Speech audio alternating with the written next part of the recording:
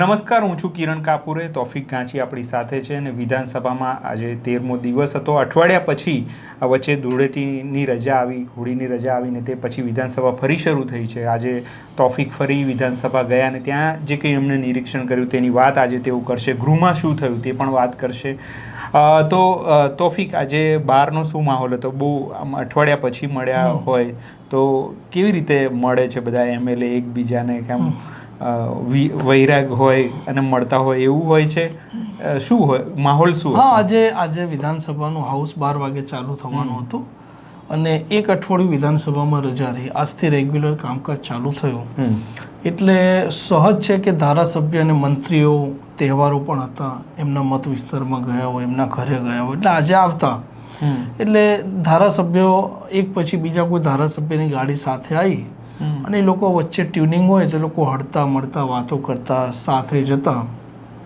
એવી રીતે આજે શરૂઆત થઈ હાઉસ ચાલુ થાય તે પહેલાં. અને ચમકે આજે રીલ્સના રાજા હું કહું તો વધારે શબ્દ યોગ્ય રહેશે, કેમ કે એ રીલ્સો ખૂબ બનાવે છે. રીલ્સ બનાવી એમને ખૂબ ગમે પણ છે અને રીલ્સને લઈને અનેક વખત વિધાનસભાના હાઉસમાં પણ ટિપ્પણીઓ હળવી થયેલી છે. એવા ઇમરાન ખેડાવાલા. અચ્છા. ઇમરાન ખેડાવાલા આજે જે પ્રકારે 2020નું વર્લ્ડ કપ જીતી આપણી ટીમ ભારતની, એની આજે ટી શર્ટ પહેરીને આવ્યા હતા અને જીતની ઉજવણી કરવા માટે કેક લઈને પણ આવ્યા હતા. પછી કંઈ પ્રશ્ન પૂછ્યો કે નહીં? આ તો જે નિયમ એમણે ઉજવણી કરી, પણ પછી જે મૂળ કામ હતું એમાં શું કીધું એમણે? એટલે આજે એમનો ઉત્સાહ ખૂબ હતો કે ભાઈ આપણી દેશની ટીમ 2020 જીતી છે તો આપણે કેક કાપીશું, ઉજવણી કરીશું. આ ઘટના બીજી વાર બની, કેમ કે હું સતત વિધાનસભા સચિવાલયનું રિપોર્ટિંગ કરું છું એટલે મારી સ્મૃતિમાં છે મામલો કે આના પહેલાં પણ આપણી ટીમ જીતી હતી એ વખતે પણ વિધાનસભામાં જે પ્રેસ રૂમ છે ત્યાં ઉજવણી થઈ હતી. જો કે કેક લઈને આવ્યા હતા. એ કેક એટલે ના કાપી શકાય કે ચાલુ ધારાસભ્ય છે, સભ્ય છે, એમનું દેહાંત થઈ ગયું, ઉમરેઠના છે. તો આજે એમનું દેહાંત થતાં આજે ગોવિંદ પરમાર શોક દર્શક પ્રસ્તાવ હતો, શોક સંદેશ હતો. એટલે સહજ છે કે જે હાઉસના સભ્ય ચાલુ છે ને એમનો દેહાંત થાય એટલે સહજ છે કે દરેક દુઃખી થાય. એટલે એ કારણસર એની ઉજવણી આજે રાખી નહોતી. એ ઉજવણી નહીં રાખવાનો એમણે નિર્ણય પછી લીધો કે ઉજવણી નથી કરવાની. કેકને પછી નહોતું કાપ્યું. પણ એક ખાલી વાત ઉમેરે કે આ કાલની મેચ હતી એમાં બહુ બધા બીજેપીના જે આગેવાનો હતા એ લાઈવ મેચ જોતા હોય ને એવા વિડીયોઝ બહુ આવ્યા. એટલે ઇવન જે કેન્દ્રીય પ્રમુખ છે, ભાજપના પ્રમુખ છે નીતિન નવીન, એ પણ આવી રીતે મેચ જોતા હતા. બહુ બધા પછી મેચ જીત્યા ત્યારે એમણે વિડીયો પોસ્ટ કર્યો અને પછી જે કંઈ આપણા ટીમને એમણે અભિનંદન આપ્યા એવું તો કર્યું જ. પણ આ મને લાગે છે કે કશું ઉપરથી કહેવાયું હોય ને એવું લાગ્યું. એવું કહેવાયું જ હશે, કેમ કે જેટલા પણ ધારાસભ્ય છે જે મારા ધ્યાને સોશિયલ મીડિયામાં ફોટા એ લોકો એમના વિસ્તારમાં લાઈવ મેચ છે તો એના ડિસ્પ્લે પણ લગાવ્યા હતા. અને આજે હાઉસમાં પણ, હાઉસની એક સ્ટાર્ટિંગની ગમત છે, આ વાત સાથે જોડી દઉં છું કે જે પ્રકારે ઇન્ડિયા જીતી 2020 વર્લ્ડ કપ, એને લઈને ગૃહમાં અભિનંદન પાઠવ્યા. તો એને લઈને કોંગ્રેસના જે સભ્યો છે, ધારાસભ્યો છે, એ લોકો હળવી ટીખણ કરી. એમણે એ રીતનું કે ભાઈ આ હાઉસના જે સભ્ય નેતા કહેવાય, હાઉસ છે વિધાનસભા ગૃહના નેતા કહેવાય મુખ્યમંત્રી પોતે, તો કે શૈલેષ પરમાર ઊભા થયા, અભિનંદન ચાલતા હતા. એવું છે કે મુખ્યમંત્રી એકલા છે એ મેચ જોઈ આવ્યા, પરંતુ આ બીજા બધા ધારાસભ્યો છે, હાઉસના સભ્યો, એમને ન લઈ ગયા. એટલે શૈલેષ પરમારે હળવી આ રીતના કોમેન્ટ કરી લીધી કે અમારા ઘરેથી મેચ જોવી પડી. એટલે એ જોયું કે મુખ્યમંત્રી ગઈકાલે ગૃહમંત્રી અમિત શાહ સાથે બેઠા હતા અને મેચ માણતા હતા. પણ એવું પણ સમાચાર છે કે ગૃહમંત્રી ખાલી મેચ જોવા આવ્યા હતા અને પછી મેચ જોઈને નીકળી ગયા હતા. એટલે આજે મેચને લઈને જ્યારે હાઉસની શરૂઆત થઈ ત્યારે મામલો એક આવ્યો હતો. ઇમરાન ખેડાવાલા પણ ઉત્સાહ સાથે આવ્યા હતા પરંતુ એ ઉજવણી ન કરી શકે. હવે ઉજવણીની તો વાત ઠીક છે, પછી હવે આપણે પ્રજાના પ્રશ્નો તરફ તો આવવું પડશે ને, કારણ કે મૂળ વિધાનસભાનું તો કામ એ છે. તો એ આપણે બહારનું કશુંક તમારું નિરીક્ષણ ન હોય કે હોય તો એના પછી આપણે અંદર ગૃહમાં જે કંઈ થયું હોય એ તરફ જઈએ.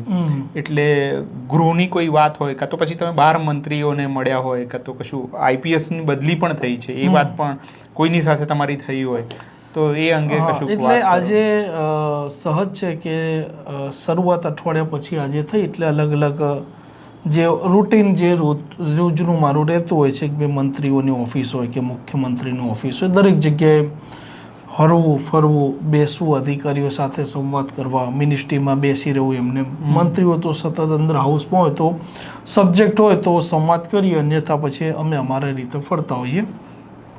તો તાજેતરમાં જે 2 બદલીઓ થઈ તો એમાં એક હાલ સૌથી વધારે નામ ચર્ચાઈ રહ્યું છે નિર્લિપ્ત રાયનું. સહજ છે કે નિર્લિપ્ત રાયની જ્યારથી રાજકોટ રેન્જ આપી છે ત્યારથી ચર્ચા એકાએક વધી ગઈ છે.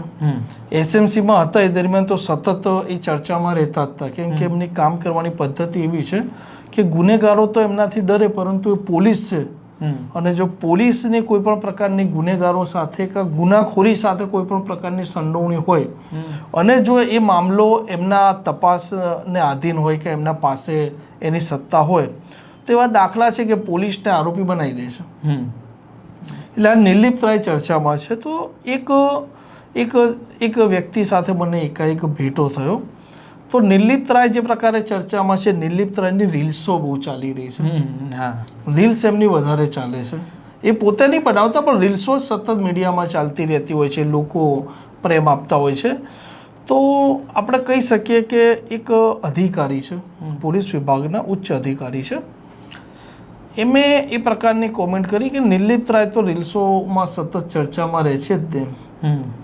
અને આ રીલ્સનો આ મામલો આ વખતે હાઉસમાં બહુ ચાલ્યો છે. હર્ષ સંઘવી પણ વારંવાર રીલ્સ છે ને, રીલ્સ બનાવવા માટે એ ગોપાલ ઇટાલિયાને કહેતા હતા કે અન્ય લોકોને કે તમે રીલ્સો બનાવવા માટે આવું કરો છો, રીલ્સો બનાવવા માટે મીડિયામાં ચર્ચામાં રહેતા. એટલે જે પ્રકારે નિર્લિપ્ત રાય હાલની સ્થિતિમાં આઈપીએસમાં ચર્ચામાં છે એ જોતાં નિર્લિપ્ત રાય પ્રત્યે સહજ છે કે અણગમો પણ કે હોય જ. એમને પસંદ કરવાવાળો કોઈ વ્યક્તિ ના પણ હોય, કોઈ વર્ગ પણ ના પણ હોય. કારણ કે હવે આટલો મોટો પોલીસ વિભાગ છે કે આટલું મોટી સરકાર હોય કે મંત્રી હોય કે દરેક રીતે કે કોઈ ધારાસભ્ય હોય, એમને કદાચ એ પદ્ધતિ ના પણ ગમતી હોય. એટલે નિર્લિપ્ત રાયના 2 પહેલું મેં આજે જોયા. પણ આ તમે રીલવાળી વાત જે લાવ્યા તમે, તો એ તો કેન્દ્ર સરકારમાંથી જ આમ કહેવામાં આવ્યું હતું ને અહીંયા જે બીજેપીના પ્રમુખ આવ્યા હતા, કેન્દ્રીય પ્રમુખ, તો એમણે પણ કીધું હતું કે ભાઈ તમે સોશિયલ મીડિયા પર એક્ટિવ રહો, તમે સતત. પણ એ ધારાસભ્યો, મંત્રીઓને અને એમના ચૂંટાયેલા પ્રતિનિધિઓને ને એમના સંગઠનવાળાને આ તો આજકાલ તો રીલ્સનો આખો એક દોર શું ચાલી રહ્યો છે કે અધિકારી પોતે બનાવે છે. અધિકારી પોતે, હા, આરોપીને લઈ જાય એ સેન્સમાં નથી કહેતો, પણ અધિકારી પોતે સતત એક આઈપીએસ અધિકારીઓ છે જે સતત કોઈ પેઇન્ટિંગ કરતા હોય તો રીલ્સ બનાવે, કોઈને મળતા હોય તો રીલ્સ બનાવે. અને એના માટે પ્રોપર એમણે માણસોએ રાખેલા છે. આઈપીએસ અધિકારીને પણ હું ઓળખું છું. એટલે નિર્લિપ્ત રાય પોતે રીલ્સ નથી બનાવતા, પરંતુ જે પ્રકારે એક કડક અધિકારીની એમની છબી છે, લોકો એમને ચાહી પણ રહ્યા છે. કેમ કે એમનાથી પોલીસ જે ખોટું કરે છે પોલીસ અને જે ખોટું કામ કરે છે નાગરિક એ બંને ડરે છે. એ કારણસર એ પ્રકારની એમની ટિપ્પણી હતી. ઓકે. સાથે એક બીજા આઈપીએસ અધિકારી સાથે મારે ભેટો થયો. આ સાથે વાત વણી લો કે તાજેતરમાં જે પ્રકારે આઈપીએસ અધિકારીઓ 37 છે એ લોકોની બદલી થઈ. એમાં બનાસકાંઠા એક રેન્જ છે, ઘણા સમયથી સહજ ચર્ચા હતી કે ભાઈ ગુજરાતમાં નવી રેન્જો અસ્તિત્વમાં આવવાની છે. ચર્ચા સહજ હતી, પરંતુ એકાકારકતા નિર્ણય લેવાશે એવું કોઈ સ્પષ્ટ નહોતું. એમાં એ નવા રેન્જ આઈજી તરીકે બનાસકાંઠામાં મૂક્યા છે પરીક્ષિતા રાઠોડ. નવા આવ્યા છે. એમને બહુ સમય નહીં હોય લાંબો નોકરીને લઈને, કદાચ હું એવું માનું છું કે 1 થી 3 વર્ષ જેવો ગાળો હશે. તો એ એમના સાથે વાતચીત થઈ તો મેં એમને પૂછ્યું કે સર, બનાસકાંઠામાં હવે આપણે રેન્જ આઈજી તરીકે મૂક્યા છે તો આપે ચાર્જ ત્યાં સંભાળી લીધો એમ? તો કે ના, હજી મારે ત્યાં સંભાળવાનો બાકી છે. હાલે સીઆઈડીમાં છે અને સીઆઈડીમાં મૂક્યા છે ગૌતમ પરમાર, ભાવનગર રેન્જ. એટલે મને એમણે એવું કહ્યું કે ગૌતમ પરમાર છે એ હજી ત્યાંથી એમણે ચાર્જ નથી છોડ્યો, એટલે એ ત્યાંથી ચાર્જ છોડીને આવશે ત્યાર પછી અહીંયાથી CIDનો ચાર્જ છોડશે. એક આ સંવાદ એમના સાથે થયો. અને જે પ્રકારે હું એક બીજી વાત આના સાથે વણી લઉં કે આજે દારૂનો મામલો પણ ચર્ચાયો હતો કે ભાઈ બોર્ડર રેન્જમાં ઇમરાન ખેડાવાલાનો સવાલ હતો કે 2 વર્ષમાં કેટલો દારૂ પકડાયો, બોટલ અને એની રકમ. તો હું રકમની વાત કરું તો 2 વર્ષમાં રાજસ્થાન અને મધ્યપ્રદેશ બોર્ડર પરથી 38 કરોડ રૂપિયાનો દારૂ પકડાયો. એક મોટી રકમ કહેવાય. અને ઉત્તર ગુજરાત છે ને એ દારૂ લાવવા માટેનું એક પ્રવેશ દ્વાર છે. એમાં બનાસકાંઠા જિલ્લો આવે, બરાબર છે, પાટણ આવે, મહેસાણા આવે. આ જિલ્લામાંથી દારૂ અલગ અલગ જિલ્લામાં જતો હોય છે. આ બાજુ સાબરકાંઠા અડી જતું હોય છે, આ બાજુ અરવલ્લી પણ અડી જતું હોય છે, પણ આ પ્રવેશ દ્વાર છે. અહીંથી દારૂ સતત આવી રહ્યો છે. એટલે બનાસકાંઠાનો મામલો અત્યારે મને જે રેન્જનો દેખાય છે એ એટલે દેખાય છે કે વારંવાર વિપક્ષના ધારાસભ્યો આના પહેલાં હાઉસમાં પણ સતત દારૂનો મામલો ઉજાગર કરતા કે બનાસકાંઠામાંથી દારૂ આવે છે, પોલીસ અધિકારીઓ જ છે કે પોલીસ કર્મચારીઓ દારૂની લાઈન ચલાવે છે, ગાડીઓનું પાઇલોટિંગ કરે છે, એ પોતે આ બુટલેગરો સાથે સાંઠગાંઠ ધરાવે છે, રાત્રિના સમયે વહેલી પરોળીએ ગાડીઓ આવે છે, લાઈનબદ્ધ ગાડીઓ આવે છે. આવા પ્રશ્નો અનેક વખત આ ધારાસભ્યો દારૂને લઈને આત્રે દાડો ઉઠાવતા રહેતા હોય છે. અને સહજ છે કે દારૂ એક એવો મામલો છે અને કાયદો વ્યવસ્થા એક એવો મામલો છે કે સરકાર પડી પણ જાય એનાથી, એક એવો મામલો છે. એટલે ક્યાંક ને ક્યાંક આ જે નિર્ણય બનાસકાંઠા ખાલી રેન્જનો લેવાયો એ કદાચ આ મામલાને વિચારીને લીધેલો હશે એવું મને લાગે છે. એટલે તમને એવું લાગે છે કે સરકાર પ્રયાસ કરશે, આ એનો ઈરાદો એવો છે કે દારૂ કોઈક રીતે રોકાવો? દારૂની જે લાઈનો ચાલતી હતી, જે વારંવાર સભ્યો પણ આરોપ લગાવતા હતા બહાર કે અંદર, તો ક્યાંક ને ક્યાંક એને કાબુ કરવાનો એક પ્રયાસ મને હાલ પૂરતો મારું એવું માનવું છે કે દેખાઈ રહ્યો છે. ઓકે, હવે ગૃહની વાત કરીએ કે ગૃહમાં આજે મેં હમણાં ન્યૂઝમાં જોયું કે ગુમ થનારા બાળકો વિશે આજે ચર્ચા થઈ લાંબી, અને એમાં સરકારે બરાબર જવાબ ન આપ્યો એવો પણ આરોપ થયો. તો એ આખો મુદ્દો શું છે, કેટલો ગંભીર છે? તમે ત્યાં આમ ખબર જ છે કે ભાઈ ગંભીર મુદ્દો છે, પણ તમે ત્યાં જે ઇન્ટેન્સિટી તમારા ધ્યાને આવી હોય અને શું જવાબ આપ્યો એ જરા વાત કરો. આજે કોંગ્રેસના જે 12 ધારાસભ્યો છે એ લોકોના દરેકના 2-2 સવાલ હતા. ટોટલ એમણે 24 સવાલ પૂછ્યા હતા. કોઈ પણ ધારાસભ્ય પ્રશ્નોત્તરી દરમિયાન એ વધુમાં વધુ 3 પ્રશ્ન પૂછી શકે છે. આ નિયમ છે. બરાબર. એ એક કલાકની જે પ્રશ્નોત્તરી છે એમાં એ 3 સવાલો પૂછી શકે છે. તો 3 સવાલોમાં દરેક ધારાસભ્યોએ આજે આ ગુમ થયેલા બાળકોનો મામલો હતો અને ગૃહ વિભાગને લગતો પ્રશ્ન છે, કેમ કે શોધવાનું કામ છે બાળકો કે કોઈ મહિલા કે કોઈ વ્યક્તિ ગુમ થયું તે પોલીસનું છે. તો આ મામલે વિમલ ચુડાસમાનો પણ સવાલ હતો, જિગ્નેશ મેવાણીનો પણ હતો, શૈલેષ પરમારનો, મેં કીધું દરેકના હતા. એટલે વિમલ ચુડાસમાએ ગીર સોમનાથ અને જુનાગઢનો સવાલ પૂછ્યો. પછી શૈલેષ પરમાર ઊભા થયા. મેં એ મુદ્દો પણ લખેલો છે. એ પણ હું કીધું કે શૈલેષ પરમારે ઊભા થઈને એ પ્રકારની વાત કરી કે ભાઈ અમારા જે 24 ધારાસભ્યો છે, તો આ 24 ધારાસભ્યોમાંથી દરેકના 2-2 સવાલ છે. તો કે ભાઈ નાયબ મુખ્યમંત્રી હર્ષ સંઘવી, એટલે કારણ કે ગૃહ ખાતું છે ને એ એમના પોતાના જોડે છે, તો 2 વર્ષમાં સરકારે એવો એકરાર કર્યો કે 522 બાળકો ગુમ થયા છે. 522 બાળકો સરકારે ઓન રેકોર્ડ આંકડો આપ્યો ગુજરાતમાંથી. ગુજરાતનો આંકડો છે. આ ચિંતાજનક આંકડો છે. અને એમણે શૈલેષ પરમારે એ પ્રકારની પણ વાત કરી કે ભાઈ આ મામલો પોલિટિકલ લાઈન પર અમારે વાત નથી કરવી, મામલો ગંભીર છે. એટલે કે ભાઈ એમણે સરકારે આંકડો આપ્યો કે 2 વર્ષમાં ગુજરાતમાં 522 બાળકો ગુમ થયેલા છે. એટલે એમનો મામલો એવો હતો કે આ બાળકો જે ગુમ થયા છે તો આને લઈને પોલીસ, સંલગ્ન વિભાગ સતત શું કામ કરી રહ્યા છે, એમાંથી બાળકો મળ્યા નથી મળ્યા, એ મામલે ચર્ચા ખાસી ચાલી. કૌશિક વેકરિયા જવાબ આપતા હતા, પછી હર્ષ સંઘવી ઊભા થયા. હર્ષ સંઘવીએ જવાબ આપ્યો કે ભાઈ 522 બાળકો ગુમ થયા તે આંકડો સાચો છે, પરંતુ અમે બાળકો શોધી રહ્યા છે. અને એમણે દાખલો હર્ષ સંઘવીએ આપ્યો, હું તમને એ પણ કહું જે મેં લખેલો છે. એમણે જવાબ એ આપ્યો કે ભાઈ ડાંગનો એક છોકરો હતો, 11 વર્ષની ઉંમરે એક બાળક ગુમ થયો હતો, તો એ 26 વર્ષની ઉંમરે પોલીસે એને શોધ્યો. એટલે હર્ષ સંઘવીને એવું કહેવું હતું કે ભાઈ જ્યારે ગુમ થવાની ફરિયાદ નોંધાય છે તો પોલીસ એને શોધવાનું બંધ નથી કરી દેતી, એમ હર્ષ સંઘવી એક બચાવ કરી રહ્યા હતા, એક એમનો બચાવ હતો સરકાર પક્ષે. એટલે આ મામલો ગંભીર એટલે છે કે સાથે એક ભાજપના ધારાસભ્યએ સવાલ પૂછ્યો હતો કે ભાઈ પહેલાં એનું નામ એ છે રાણા, અરવિંદ રાણા. અરવિંદ રાણાનો પણ સવાલ હતો અને અરવિંદ રાણાનો હતો સ્ટુડન્ટ પોલીસ પરનો સવાલ હતો, પરંતુ ભાજપના એક બીજા ધારાસભ્ય હતા અને એનો જવાબ આપ્યો હતો કૌશિક વેકરિયાએ કે ભાઈ કોઈ બાળક ગુમ થાય તો એની ગોલ્ડન હવર એ કયો કહેવાય, ગોલ્ડન ટાઈમ કયો કહેવાય, ગોલ્ડન હવર કયો કહેવાય. તો મંત્રીએ એ રીતનો જવાબ આપ્યો કે ભાઈ કોઈ પણ વ્યક્તિ ગુમ થાય ને એના પરિવારજનો 24 મતલબ પોલીસ પાસે તરત પહોંચી જાય તો પહેલા 24 કલાક છે ગોલ્ડન હવર કહેવાય છે, અને એ રીતનો જવાબ આપતા હતા મંત્રી.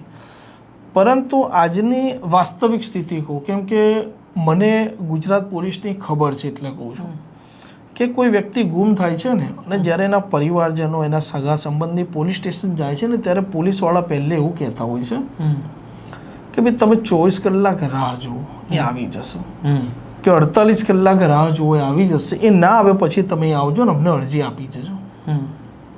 તો મંત્રી એમ કહે છે કે 24 કલાક ગોલ્ડન હવર છે, તો પોલીસવાળા જેમ કહે છે કે 48 કલાક પછી 24 કલાક પછી તમે આવજો. સરકારે આજે જે પ્રકારે આ જવાબ આપ્યો ને તો એ રીતનો જવાબ નથી જે એમણે આપવો જોઈએ હર્ષ સંઘવીએ.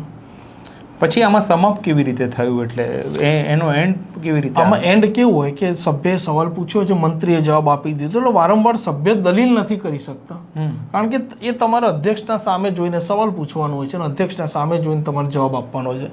તમે વ્યક્તિગત કે ભાઈ તમે ગૃહમંત્રી છો, તમે મને આ જવાબ આપો, એ રીતનું નથી હોતું. હાઉસની પ્રણાલી છે કે ભાઈ તમારા અધ્યક્ષને સામે જોઈને જ સવાલ પૂછવાનો છે અને અધ્યક્ષ જ મંત્રીને કહેશે કે તમે આનો જવાબ આપો, અને પછી તમે વધારે દલીલ કરો એટલે અધ્યક્ષ કહે ભાઈ ક્યાં તમે બેસી જાઓ, ક્યાં પછી એમ કે મંત્રીને ભાઈ આમનો પેટા પ્રશ્નો હજી તમે જવાબ આપો. પણ આ જે પ્રશ્નો થઈ રહ્યા છે બધા જ, કે સમજો મને થતા હોય કે લોકોને પણ થતા હોય અને છાપામાં બીજા દિવસે વાંચીએ પણ ખરા, તો આ જો લાઈવ ટેલિકાસ્ટ થાય તો આમાં ઘણા બધા પ્રશ્નોનું સમાધાન આવી જાય કે કોણ વિરોધ પક્ષનો શું સવાલ પૂછે છે, જવાબ એના કેવી રીતના મંત્રીઓ આપે છે, એ બધા સવાલ પ્રજાને જ ખબર પડી જાય કે ભાઈ એક્ઝેક્ટલી કેવો જવાબ આવે છે, એનાથી અનુમાન લગાવી શકાય. લાઈવ જે તમે કહો છો તો લાઈવની એક લાંબા સમયથી માંગણી છે, કોંગ્રેસે પણ આ માંગણી લાંબા સમય કરી છે, આમ આદમી પાર્ટીના ધારાસભ્યો પણ સતત આ માંગણી કરી રહ્યા છે, પરંતુ સરકારની ઈચ્છા શક્તિ નથી એ સ્પષ્ટ દેખાઈ રહ્યું છે. વિધાનસભાના વડા તરીકે તો અધ્યક્ષ જ છે, પરંતુ સરકારની ઈચ્છા શક્તિ નથી કે વિધાનસભા લાઈવ થાય, અને એના અનેક કારણ હોય છે. પહેલું તો કારણ એ લોકો પોલિટિકલી જ જુએ, રાજકીય રીતે એ સહજ છે કે એવું ના ઈચ્છે કે લાઈવ થાય, અને બીજું અત્યારે સોશિયલ મીડિયાનો યુગ છે, રીલ્સોનો યુગ છે, અને કોઈ પણ ધારાસભ્ય હોય એ છવાઈ જાય એવો પણ એક ડર હોય સરકારને. પણ તમે એફિશિયન્સીથી કામ કરો છો તો એની સારી છાપ પણ જાય ને પ્રજા વચ્ચે જાય, અને વિધાનસભા લાઈવ થવી જ જોઈએ, ચોક્કસપણે થવી જોઈએ. એનું આખું જે હાઉસની કામગીરી ચાલે છે સતત થવી જ જોઈએ, પણ સરકારને એક ડર છે, એક ભય છે કે અંદર જે સવાલો ઉપસ્થિત થઈ રહ્યા છે, વિપક્ષ કેટલીક વાર આક્રમકતા દાખવતા હોય છે, વિપક્ષને એવા કોઈ સવાલો હોય છે, અને લાઈવ એટલે અત્યારે મેં કીધું ને કે દરેક જે ધારાસભ્ય હોય છે એમાં મંત્રી પણ આવી ગયા કે મુખ્યમંત્રી પણ આવી ગયા કે ધારાસભ્ય એટલે ધારાસભ્ય 182 હતા અને એક ધારાસભ્યનું હવે નિધન થયું એટલે 181 ધારાસભ્ય. તો એ દરેક ધારાસભ્ય અત્યારના સમયમાં બની શકે કે કોઈ ધારાસભ્ય રીલ્સ ના બનાવતા હોય, બાકી મોટા ભાગના ધારાસભ્યો કોઈ ને કોઈ રીલ્સો બનાવતા હોય છે, સોશિયલ મીડિયામાં એક્ટિવ રહેતા હોય છે, કેમ કે એમને હવે ખબર પડી ગઈ છે કે તમે તમારા કરેલા કામો તમારા મત વિસ્તારના લોકો સુધી ફોટો થકી રીલ્સ થકી નહીં દર્શાવો તો લોકો એવું માની લેશે કે તમે કામ નથી કરતા. અને ક્યાંક ને ક્યાંક આ જ એક ભય હોય કે વિધાનસભા લાઈવમાં ધારાસભ્યોના સવાલો બહાર આવી જાય, મંત્રીનો યોગ્ય જવાબ ના મળે અને એને લઈને સરકાર છે મુશ્કેલીમાં મુકાય, એક આ કારણ હોઈ શકે. અને આપણે અધ્યક્ષ જે છે એમ એ કન્ડક્ટ કરતા હોય છે, બહુ ટકોર કરતા હોય છે. આજે કશું કેવું? હા, અધ્યક્ષે આજે ટકોર કરી અને ગંભીરતાથી ટકોર કરી, હમણે નિર્ણય પણ લીધો અને કે ભાઈ ધારાસભ્યો નું કામ છે અને મંત્રીનું કામ છે કે તમે જ્યારે સવાલ પૂછો છો કે મંત્રી જ્યારે જવાબ આપે છે તો તમે બ્રીફિંગ માટે નોટ રાખી શકો કે ભાઈ તમારે જવાબ આપવાનો છે તો કોઈ પણ આંકડાકીય કે એવી બાબતો બ્રીફિંગ નોટ તમે રાખો. પરંતુ વિધાનસભાના નિયમ અનુસાર તમે વાંચીને નથી પ્રશ્ન પૂછી શકતા કે વાંચીને તમે જવાબ નથી આપી શકતા. અને અધ્યક્ષે કીધું કે આના પહેલાં પણ મારો પ્રયાસ હતો. મને એમ હતું કે દરેક સભ્ય મંત્રી પણ કે દરેક સભ્ય કે મંત્રી આ મામલે શીખશે. ટ્રેનિંગ પણ વિધાનસભા પહેલાં થતી જ હોય છે. એવું પણ થયું હતું. તેમ છતાં આજે એમણે નારાજગી દર્શાવી કે એ મુજબની હાઉસમાં કામગીરી નથી થતી અને આજે એમણે નિર્ણય આપ્યો કે ભાઈ તમે લોકો ફરજિયાતપણે દરેકે વાંચ્યા વગર જ સવાલે પૂછો અને વાંચ્યા વગર જવાબ આપો. તમે તમારા પોઈન્ટ લખીને રાખો. બાકી આ પદ્ધતિ નહીં ચાલે. આ નિયમોના નિયમ અનુસાર છે અને એ મોટા ભાગના ધારાસભ્યોને લાગુ પડે છે કે આમાંથી કોઈ બાકાતે છે. દરેક ધારાસભ્ય અને મંત્રી સત્તા પક્ષે તો સત્તા પક્ષને પણ અનેક વખત મંત્રીને ખખડાઈ નાખ્યા છે ને અધ્યક્ષ. અનેક વખત મંત્રીને એમણે ખખડાયા છે. એમનો સ્વભાવ છે. એવું માને છે કે ગૃહ છે. તો ગૃહ હું જ્યારે એમના સાથે મારે સંવાદ થયો તો કે ભાઈ ગૃહમાં સહજ છે કે એના નિયમ અનુસાર ચાલવું જોઈએ, પદ્ધતિસર ચાલવું જોઈએ. એટલે આજે પણ એક મામલો ઉપસ્થિત થયો અને ગુમ થયેલા બાળકોના સાથે સાથે હું બીજો એક મામલો જોડી લઉં કે હાલ ગુજરાતના અમે પત્રકારો બેઠા હતા પ્રેસ ગેલેરીમાં અમારા રૂમમાં. તો અલગ અલગ જિલ્લામાં એક ઘટનાઓ એવી સામે આવી રહી છે કે બાળકો ઉઠાવવાવાળી ટોળકી આવે છે. એક ઘટના આણંદમાં ધ્યાને આવી હતી. સોશિયલ મીડિયામાં વિડીયો આવે છે. આણંદમાં ધ્યાને આવી. 2 દિવસ પહેલા એક મેસેજ એવો ફરતો હતો કે ભાઈ નંદાસણમાં મહેસાણા જિલ્લામાં કે ભાઈ એક ઇકો ગાડી 3 બાળકોને ઉઠાવી ગઈ. આવા અલગ અલગ જગ્યાએથી મામલાઓ ધ્યાને આવે છે. અને ક્રાઇમ બ્રાન્ચે પણ થોડાક સમય પહેલાં એક ઓપરેશન પાર પાડ્યું હતું. તો સાબરકાંઠાના હિંમતનગરથી આ રીતના બાળકો ખરીદવાવાળી ને વેચવાવાળી ગેંગ પણ ઝડપી હતી. એટલે આને લઈને જે પોલીસ એને અફવા તરીકે કહે છે અને એટલે કહે છે કે ભાઈ અમારા પાસે આવી કોઈ પણ પ્રકારની ફરિયાદ નથી આવી. એટલે પોલીસ એને અફવા તરીકે ગણાવે છે. પણ અલગ અલગ જગ્યાએ આવા મામલાઓ સતત સામે આવી રહ્યા છે. હવે આના લઈને સ્વાભાવિક છે કે કોઈ પણ માતા પિતા કે પરિવારજન ડરે. તો આ ગુમ થયેલા બાળકોને આપણે આના સાથે પણ જોડી શકીએ છીએ. અને પછી હું મળવા ગયો ડીજીપીને. કારણ કે હવે સહજ છે કે હું દરેક એસપી સાથે તો આ મામલે સંવાદ કરી ના શકું. મેં વિચાર કર્યો હતો કે આ મામલે હર્ષ સંઘવીને મળું. પણ આજે 1 કલાક પ્રશ્નોત્તરી થઈ અને જે પ્રકારે આ ધારાસભ્યનું નિધન થયું હતું એને લઈને શોક સંદેશ પાઠવ્યો અને પછી આજે ગૃહની કામગીરી મુલતવી રાખી છે. આજે ગૃહ પ્રશ્નોત્તરી અને શોક સંદેશથી આગળ ચાલ્યું નથી એટલે મંત્રી અને નીકળી ગયા. એટલે હવે મળીશું આ મામલે હર્ષ સંઘવીને પણ અને પૂછીશું કે આ રીતનો એક મામલો છે એમનો શું મત છે. અને ડીજીપીને મળવા ગયા હતા પરંતુ ડીજીપીની મિટિંગ ચાલુ હતી અને મોડું થયું હતું. એટલે આવનારા દિવસોમાં ડીજીપી KLN રાવ છે એમને પણ મળીશું અને આ મામલે જાણવાનો પ્રયાસ કરીશું કે રાજ્ય લેવલે આવ્યું કોઈ એ આદેશ આપવા ઈચ્છી રહ્યા છે કે નથી ઈચ્છી રહ્યા. અને ગુમ થયેલા બાળકનો મામલો પણ ગંભીર છે. ઓકે, તો આ હતી ચર્ચા બોલે છે વિધાનસભામાં તોફિક સાથે. હવે આ નિયમિત ગૃહ ચાલશે તો રોજ અમે આ કાર્યક્રમ લઈને આવતા રહીશું અને પ્રજાના જે પ્રશ્નો છે તે તમારી સમક્ષ એની ચર્ચા અને થોડી જે આઉટસાઇડની ચર્ચા એ તોફિક સાથે કરતા રહીશું. અત્યારે મને અને તોફિકને રજા આપશો. નમસ્કાર. વૈષ્ણવજન તો તેને કહીએ જે પીડ પરાઈ